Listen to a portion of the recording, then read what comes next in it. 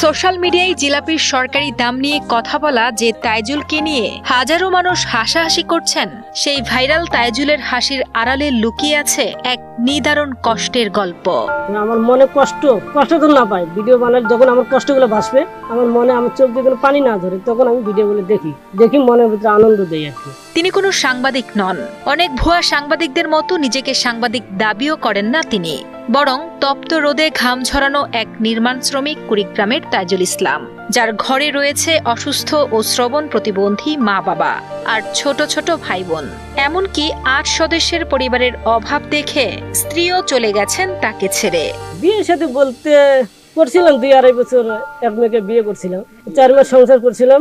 আমার ফ্যামিলিতে সদস্য বেশি, আইসি ব্যয় বেশি, ওখানে টাকা না ঢুকলে যা কিছু হয় এরকম সবাই তো বুঝতে পারছে না। বউ আমার ডিভোর্স হয়ে গেল।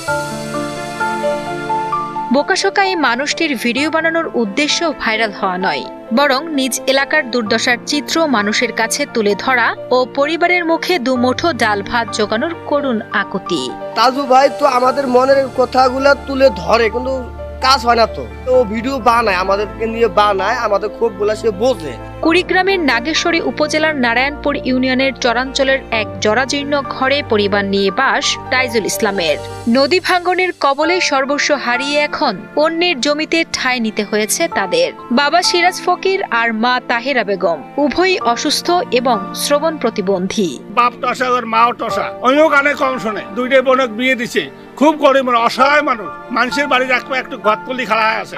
পরিবারের বড় ছেলে হিসেবে 8 জনের সংসারের বোঝা বইতে তাইজুল পাড়ি জমান ঢাকা শহরে। ঢাকায় রাজমিস্ত্রির জোগালি হিসেবে হাড়ভাঙা খাটুনি তার নিত্য সঙ্গী। নিজের জীবনের এই সীমাহীন কষ্ট ভুলতেই শখের বশে মোবাইল কিনে ভিডিও তৈরি করেন বলে জানান তাইজুল। ছোটবেলার থেকে আমার মা যখন মাটি কাটে, আমার অনেক কষ্ট।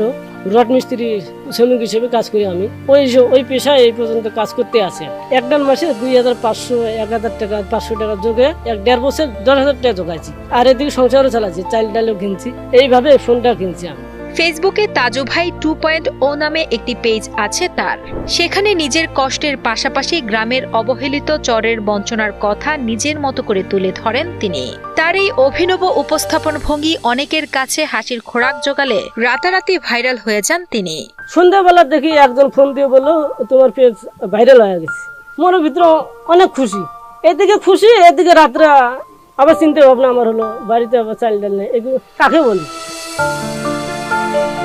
ভাইরাল হয়ে রাতারাতি পরিচিতি পেলেও ভাগ্যের চাকা ঘোরেনি তাইজুলের। ফেসবুক থেকে এখনো নেই কোনো আয়, নেই নিজের বিন্দু মাত্র সঞ্চয়।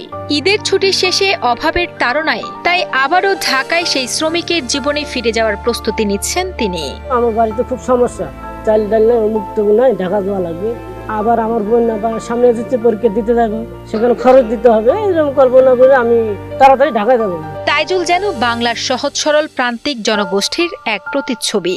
তাকে নিয়ে উপহাস না করে তার অসহায় পরিবারের পাশে দাঁড়ানোর আহ্বান জানান স্থানীয় জনপ্রতিনিধি ও এলাকাবাসী।